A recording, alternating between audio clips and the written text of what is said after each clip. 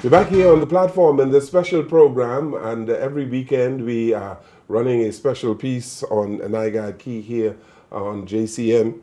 And you've seen what Ocean Watch had to say. Then you saw the Songwriters Festival and what HGTV represented Nygard Key to be. And right now on our program, we're going to look at some other activities and some other pieces that came from the archives of Nygard Key. And Bianca, every summer there is something going on for young people at the Key, right? Yes, so we're coming up again with the Youth Empowerment Program. Awards will be taking place in Nygard Key pretty soon this month.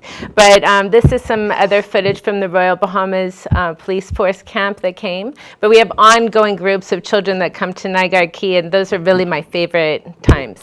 Your father just believed that he should be sharing Nygard Key with the Bahamian population. He loves to share his home, yes. Okay, let's take a look.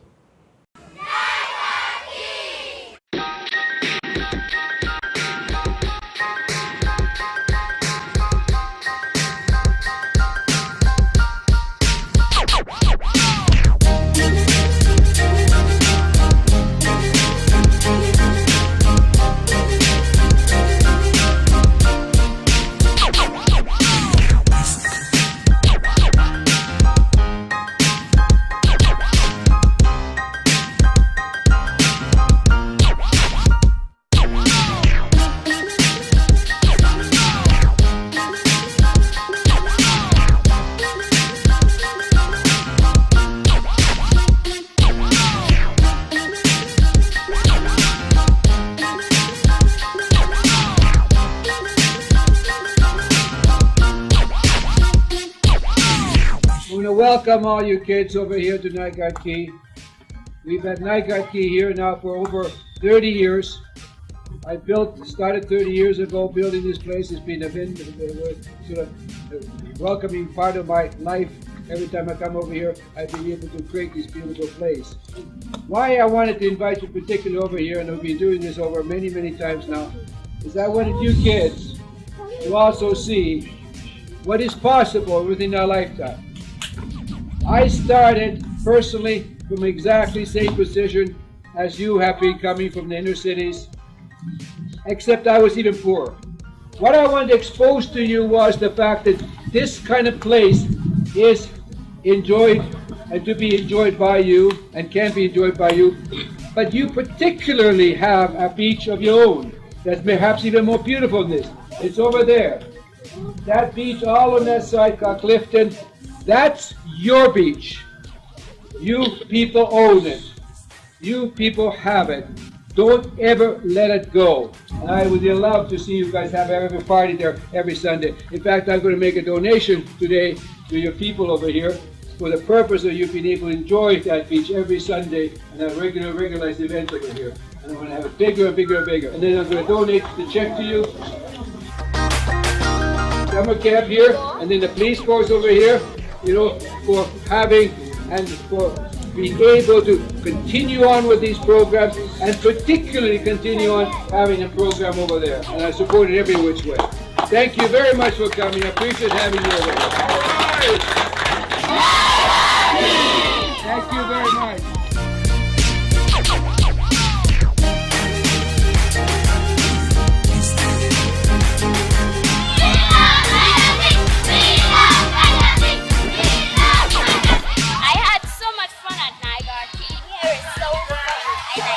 I like to be here. I like to come again. Thank you. It was awesome. It was fun. I enjoyed myself. I had a lot of fun. I wanted to come back. Nygard Key is awesome. We had a great time. We played tennis, we played basketball, we saw the peacock, so it was nice.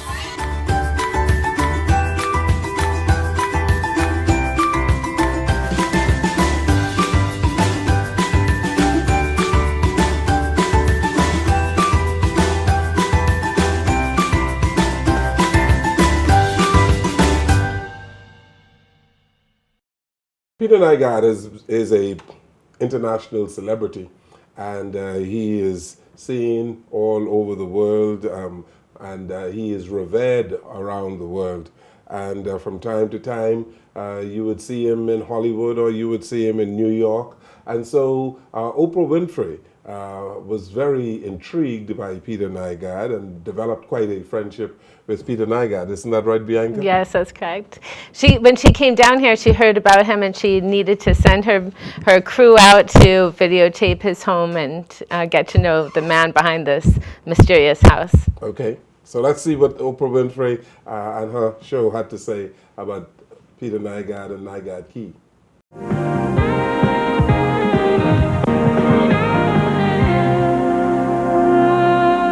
Imagine climbing over a cliff to get to your bed. The next home on our tour is one of the world's largest and most unusual. It's twice as big as computer billionaire Bill Gates' home. Well now. And Christy guarantees that we've never seen anything like it before. Take a look. From a boat, it looks fabulously exotic, and from the ground, it seems even more so, filled with temples, fountains, even rare birds. One of the world's largest homes. This tropical fantasy took 10 years and over $30 million to build. This is the owner, Canadian mogul Peter Nygard, whose mega successful company makes women's clothing sold everywhere from Saks to Sears. It's like a personal resort. It's big. It's about 150,000 square feet.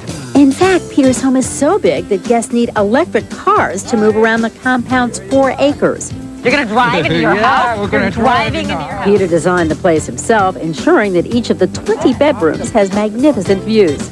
Each room has a name and a personality. This one is called Cliffhanger, built so it literally dangles over the sea. Come on, this is truly Robinson Crusoe. This is... My gosh. Watch how it rocks. This is the ultimate waterbed. Yeah. Peter says he built his home to go back to nature, and so he used native materials everywhere, from this shell sink to this wooden tub. Naturally, Peter entertains constantly here, making sure his guests enjoy every luxury from indoor-outdoor pools to full-size tennis courts. Visitors include Sean Connery, Michael Jackson, and his favorite, George Bush. Peter says his greatest pleasure now is improving his fantasy home. 150,000 square feet. That is a lot. Can I tell you, he loves spending money, and the next thing he's going to do is build a huge lagoon that you dive into, swim to a cave, and you'll find a disco and a wet bar. Is that cool or what? I just said to Christy, I am not living large enough, I reckon. Thank you so much, Christy. Thanks for having me. Thank you so much. That was an interesting piece coming from the Oprah Winfrey Show. And as we said earlier on, Peter Nygard is a celebrity well known around the world, not only for the wonderful fashion designs. You Bahamian women would know what he is doing for Nygard Slims, and a whole lot of Bahamian are using Nygard Slims in this country and around the world. And he is attracted to the Bahamas many international celebrities as well. And one of the persons who came here is the leader of the Nation of Islam, Reverend Louis Farrakhan. We've had the pleasure of interviewing Mr. Farrakhan on our JCN network, but he also went to Nygard Key and was very impressed with Nygard Key, Bianca. Yes, he was. And he was also impressed with Junkanoo. He was dancing and really enjoying Junkanoo. Okay. Yeah. So in this segment of our show, we are going to feature Louis Farrakhan and his visit to Nygard Key. Yes.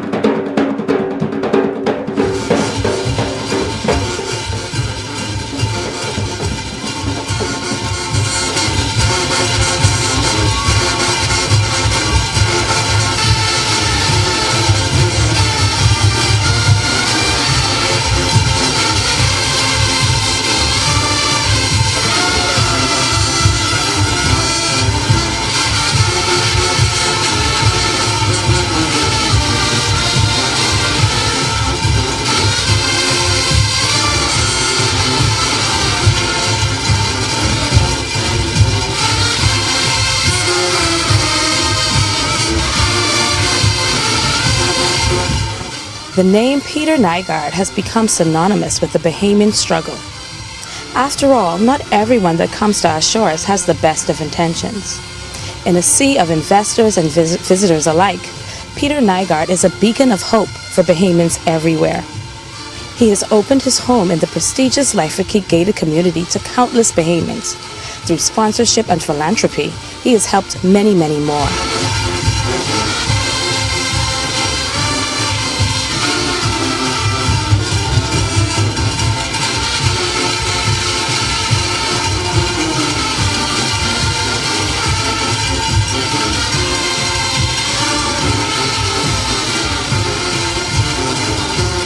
A reception was held in honor of the leader of Nation of Islam, Louis Farrakhan's visit to the Bahamas at the Nygard property, and also to honor Peter Nygard, the man.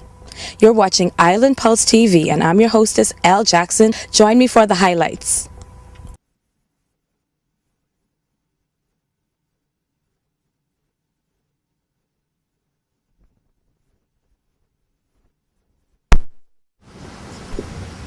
This is symbolic of the friendship of Peter Nygard and how he has shown us, the Bahamian people, a pure love, a genuine friendship, and notwithstanding,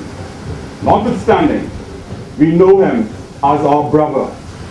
A gentleman is here tonight who knows that story perhaps better than all of us.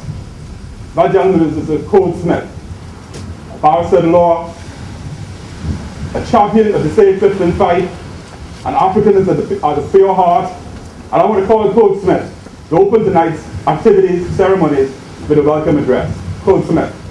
This is an opportunity for us to pay tribute to Clifton and all of our ancestors that lived, worked, died, and are buried. And for those of you who might be a little bit confused as to where you are, Clifton is right across the bay. That bay between the land where the beach mark is here on Nygard Key, all the way over to a key that is just across the way called Golden Key, that is Clifton Bay. The property that you are currently sitting on at one point in time formed a part of the Wiley Plantation, a part of which 208 acres of land in 2004 we were able to save as now the Clifton National Heritage Park. I wish to establish the protocol here today. Naturally, we are here by the host of Mr. Peter Nygard, who on a professional level, he is my client. But I consider him to be my friend, and I consider him to be my brother, although it might be from another mother, because he's tall, I'm sure. He's white, I'm black. He's so good looking, I'm very good looking. And then I want to start with the honorable gentleman who's sitting at the top of the pyramid. He's over that way, the light is in my eyes, see the hat. The Honorable Minister Louis Farrakhan. And at this point I mentioned Mr. Louis Farrakhan first, only because we need to understand that this man who was determined to do one thing for us at Clifton, and that is to believe in something which his sister believed in 14 years ago, and has determined to come in support, come to find out about what she experienced, and indeed, I believe, to support, because he has now felt what she felt 14 years ago. Through my gratitude on behalf of renegotiate.org to Peter Nygard, to allow us to pay tribute here tonight to Clifton, our African ancestry, to all of our guests, Beverly Smith, who is one of the greatest activists, I believe, that has ever lived. She has suffered tremendously, but she still stands. And sister, I give you my word that we will always stand with you and you will never fall. And then also, for us to give tribute to the Honorable Minister Louis Farrakhan for allowing us the opportunity to stand next to him as he gives to us words of encouragement that might not directly speak to Clifton, but speaks to our hearts and how we are to encourage ourselves. And so for us, we say welcome to you all, and we toast our ancestry over at Clifton. Thank you very much, welcome, and enjoy our performance. What we should do tonight, before we move on, we should start a cultural expression.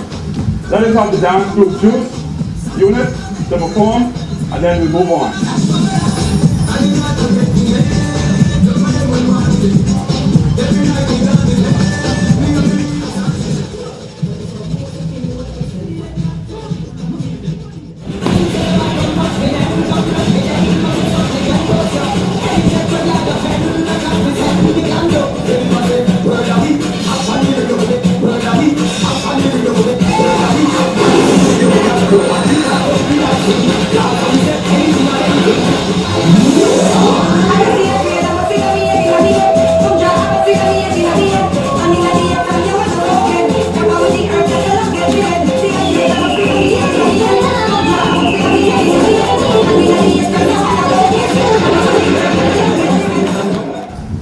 Tonight, King's son is here.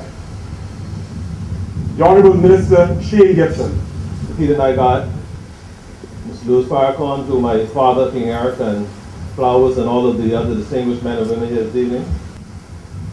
You know, there are many times when we are called upon as politicians, members of parliament, and cabinet ministers to bring remarks, to speak about individuals, to pay tribute to them. And on many occasions, we know very little about the persons of whom we speak about. But my relationship with Peter Nygard goes back almost 40 years. When he first came to the Bahamas back in the early 70s, and right away, he and Daddy became very, very good friends. As a matter of fact, Daddy became like his brother. And from then to now, the relationship and the friendship continued. Of course, Peter Nygard is one of those persons who has done a lot with a genuine heart since coming to the Bahamas. There are many persons who give and only give looking for recognition. He is one of those persons who has touched many, many lives without seeking any form of recognition whatsoever. He is one of those who you consider to have a good and a genuine heart. He is somebody who has sponsored just about every sporting organization, sporting federation. He has pumped many dollars, much money, plenty of money, mucho dinero in our communities. As you know, it is impossible for government to do everything by themselves. But he is one of those persons who has really, really made his presence felt here in the Bahamas. And I would go further to say that he is perhaps one of the single biggest philanthropists that we have here in the Bahamas. And I think he deserves a round of applause.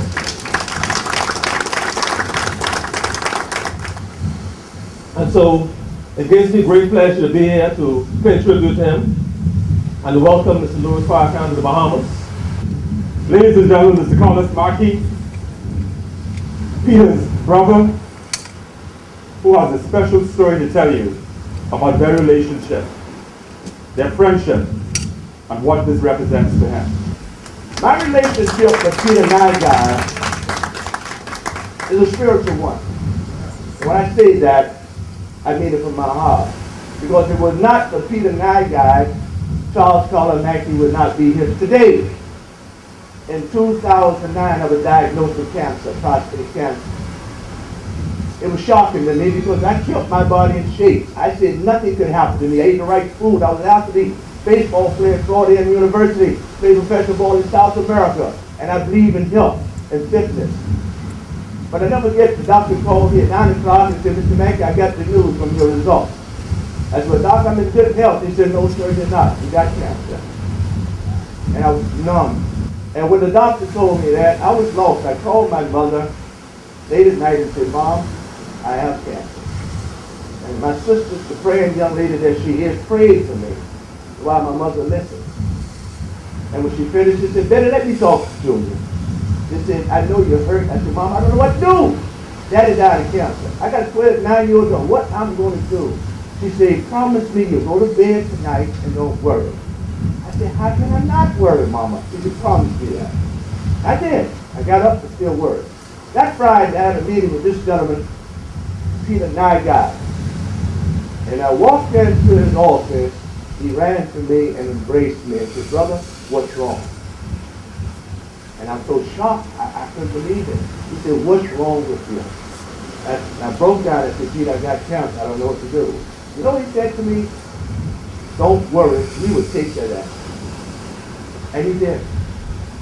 Mayo Clinic, Peter with me and my mother, my sister, and his entourage, and found my little sister up there. For 3 days, Peter Nygard took away from all of his business around the world to be with me and my family.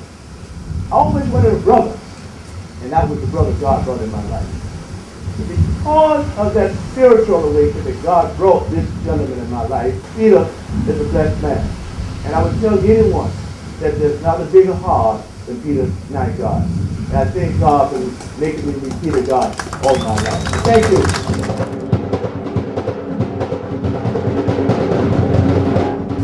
Our next speaker is a distinguished physician, a sportsman, a bodybuilder, and you would never ever be able to look at him and correctly guess his AGE. Dr. Norman Gay, former president of the Bahamas Olympic Association. In May of this year, the World Health Organization will receive a global plan of how we prevent, treat, and cure chronic disease. That plan will be accepted and sent to the leaders of every country in this world. And they will be asked within 1 year to come up with a national plan based on that international protocol. And each country has its own peculiarities. We will be asked to do the same. I can tell you that Peter is going to be a very big part of the national plan that is going to be evolved for the Bahamas. You may not know this about him, but as his younger brother said a little while ago about him, he has these other deep-seated interests, and he has this passion for ensuring that humankind is given every opportunity to live as long and as functional as possible. In the Bahamas, when we go into international events as big as the Olympics, and the money is short, we call on Nygard. I want to call on Mr. Wellington Miller, the current president of the Bahamas Olympic Association. Someone earlier spoke about one of our young boxers, Reno Johnson, whose mother is in the audience tonight, whose father is in the audience. And 2 or 3, when we were having the Carver Boxing Championship down here, at the end of it, named Peter Nygard Championship, at the end of it, we ran out, the last day, what was being very disgraceful for us, we ran out of money. And the hotel said, look, we can't feed you all no more. 575 persons. I looked around, checked some numbers. The only one came to my mind is Peter Nygard number 9677, the other 4 numbers. I called Peter Nygard, I said, look here, all the athletes, everybody's leaving tomorrow. The hotel is not feeding us today. I need these athletes to come down here and use take care of them. He said, no problem. We had no money to get transportation with a bus for them down here. He hired 5 buses that day to run from the hotel here until 10 p.m. that night. Everybody eat and drink and was happy and was just seeing all the way over there. So I know the man. The man has been part of the forefront icon landscape of this country for us for a long time. In addition to that, he gave Reno Johnson a scholarship.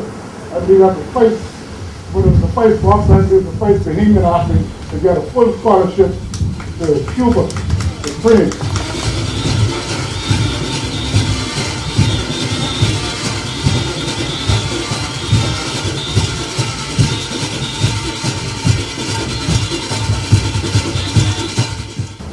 When you look around, in the faces of the people sitting next to you, the person standing behind you, you'll see the faces of the inner city of the Bahamas. People who have come from Baintown, Yalowelda, Grantstown, because they recognize and appreciate what Peter Nygard does for us as a people. Mr. Nygard has done so much for sports in this country. And 2008 again, like I said, I came fourth in Beijing. And when I came to Nygard Key, you know, Mr. Nygard was presenting everyone with their checks and saying this is for a job well done. I was fourth in the Olympic Games because of a guy who dove across the line and beat me out. But Mr. Nygard once again said to himself, you know, Chris, come here for a second. You know, he pulled me on the side and he said, hey, I'm going to reward you because I felt as though you won that bronze medal. Ladies and gentlemen, Craig Flowers. I'm only here this evening, truly, because of Peter Nygard. And I know a lot of things have been said about him this evening in relation to what he would have done for the Bahamas and what he stood for and the things and the sports. But I want to say that get to know him a little closer. Deep down inside, he's a very, very soft, caring, and loving person.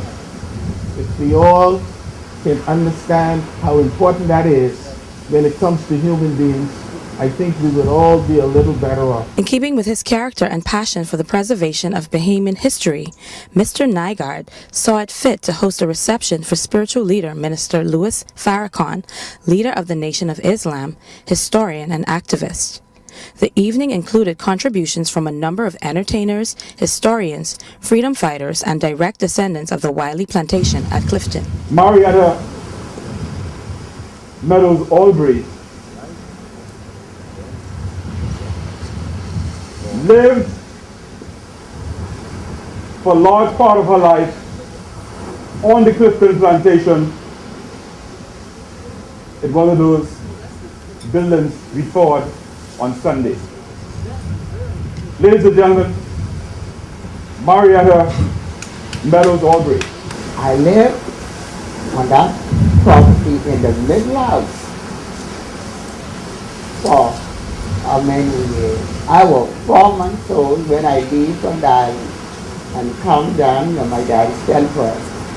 From that day, I was on that property until I was 25 years old.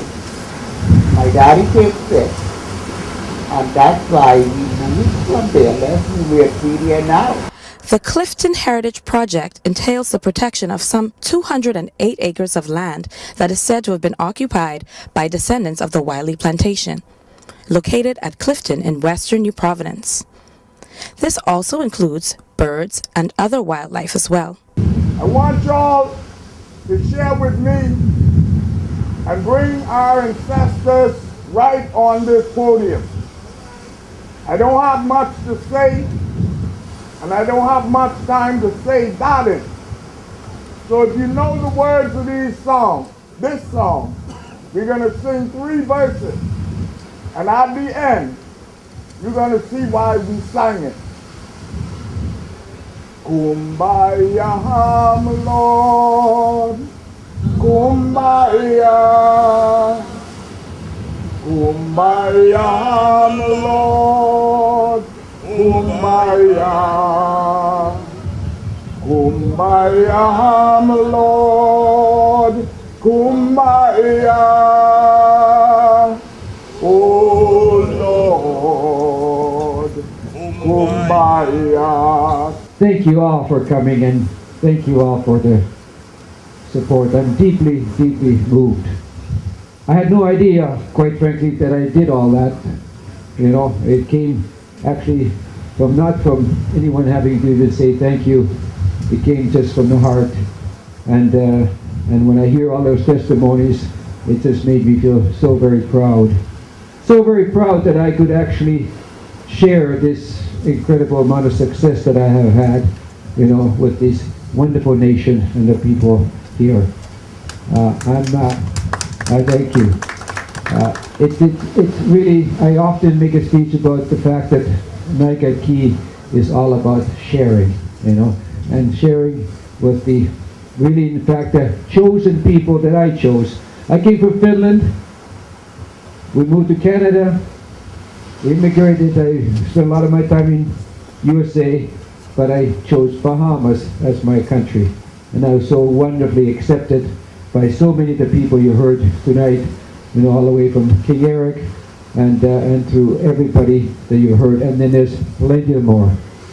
Small wonder that I love everybody in Bahamas so much, and small wonder that I'm prepared to do so much from the heart for the Bahamian people. I commissioned these two people, one being my son and one being Andre, to clean up the North Shore from the fire, you know, to build a new environment here, a clean eco environment for the fish, as well as display and put on display Bahamian art, you know. And this gentleman, Andre, is another one of those brilliant people that Bahamas has produced, you know, and his art should be showed. And I couldn't be more prouder than to be able to show it here in Nygard Key, which is really the showplace for much of the talent that you heard tonight. And here is just one more talent. So to both of you gentlemen, I'm going to commission you and give you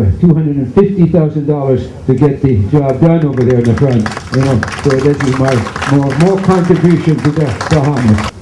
We stand here, and from what I'm hearing, this is holy ground. We came here as slaves, but now we stand as equals. We, the ancestors, rejoice. When Peter called me, like I said, I did the Eagle back there, and this was over 10 years ago. And he called me this time, and he's like, Andrea, guess what?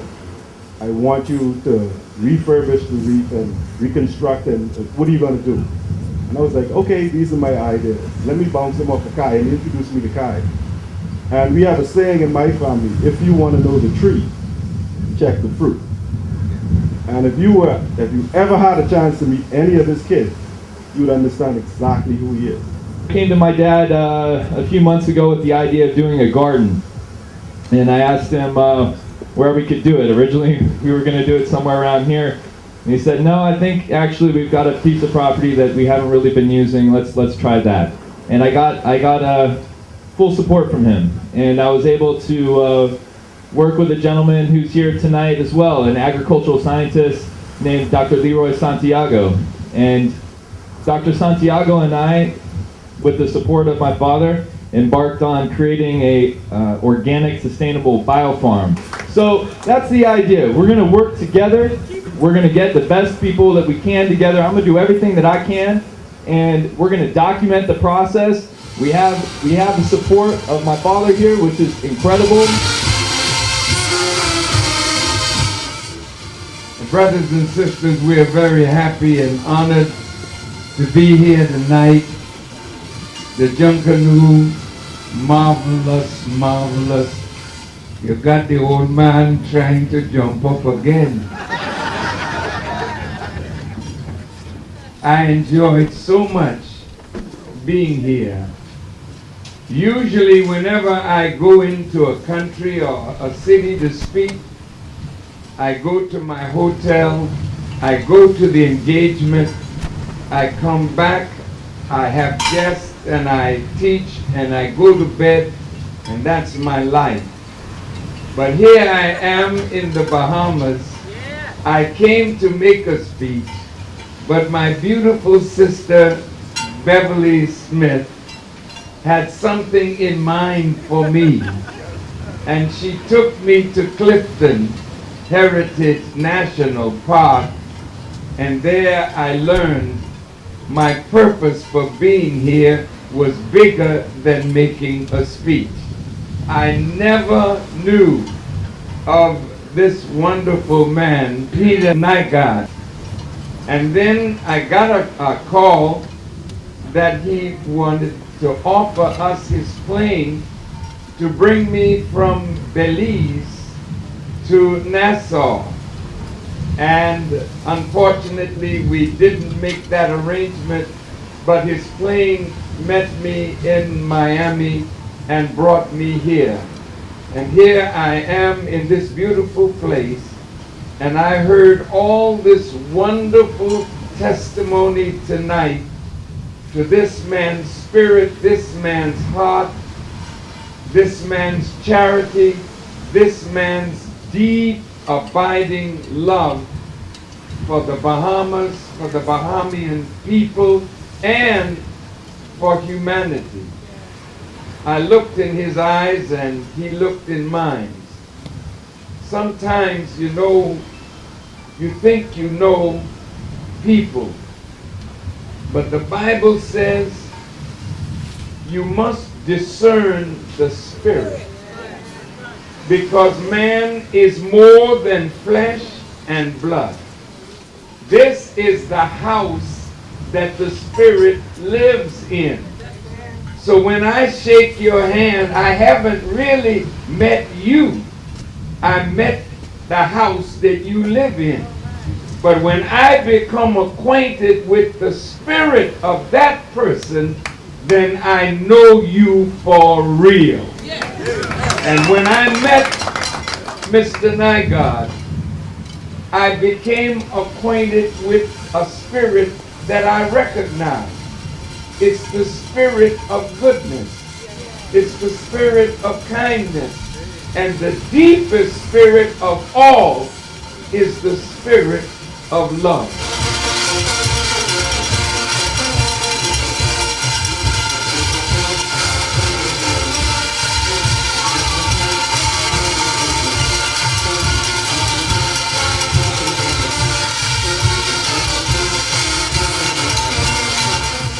Well, it's time to wrap up the show. I hope you enjoyed watching it as much as we enjoyed bringing it to you.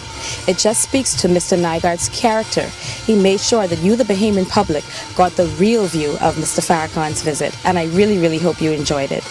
On behalf of my wonderful cameraman, Mr. Roscoe Gibson, and of course, Nygard International, who brought you the show, I'd like to say keep on watching Island Pulse TV and have a good night.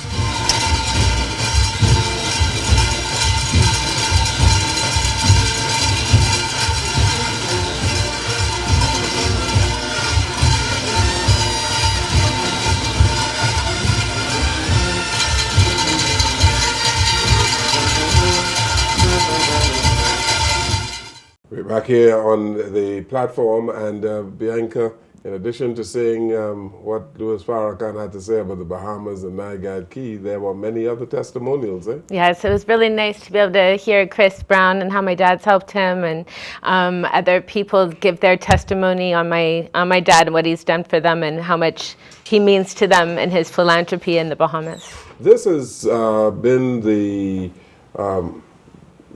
perhaps the high point of this program because of the testimonials that we have heard. And there are many, many other Bahamians who can testify on what Peter Nygard has done for them in the area of sports and the tremendous help that he has given so many people. The other day, I saw an email coming from a young man who is a boxer. And I'm sure in the not too distant future, we are going to be interviewing him as well. Yes, it's really touching for me to hear these stories about my dad and how many lives that he's helped. He's helped quite a lot of people, not to mention what he has done for Bahamian Olympians. And the Olympic Games coming up very soon. People are preparing to go to Brazil. Our team is preparing to go to Brazil, and I believe Peter Nygard is going to be there as well, eh? Probably right there with his colors, the Bahamian flag colors on. Bahamian flag colors, and giving the financial support to our wonderful athletes. Yes, I hope so. Well, thank you for bringing us this variety of vignettes for our show today. Thank you so very much. Thank you too. I hope to see you again next week. Yes. Good. Thank you so very much, Bianca Nygard, for being here today. And thank you for watching and listening to our program, The Platform. Good evening, everyone.